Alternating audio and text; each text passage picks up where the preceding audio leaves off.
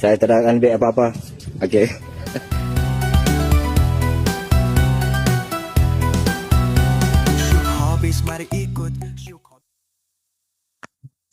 Video ini bukan sekadar rakaman biasa tetapi bukti nilai kejujuran masa hidup seorang lelaki merakam dirinya memulangkan semula sebuah beg yang dijumpainya sejak pagi.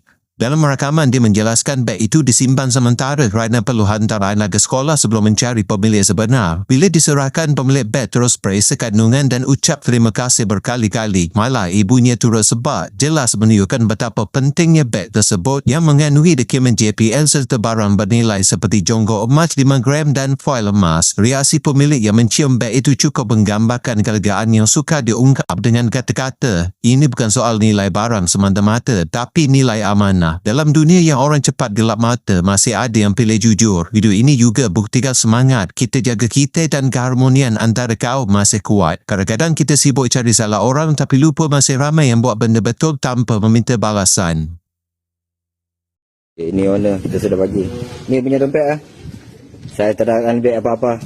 Okey. 1,000. Siapa minta?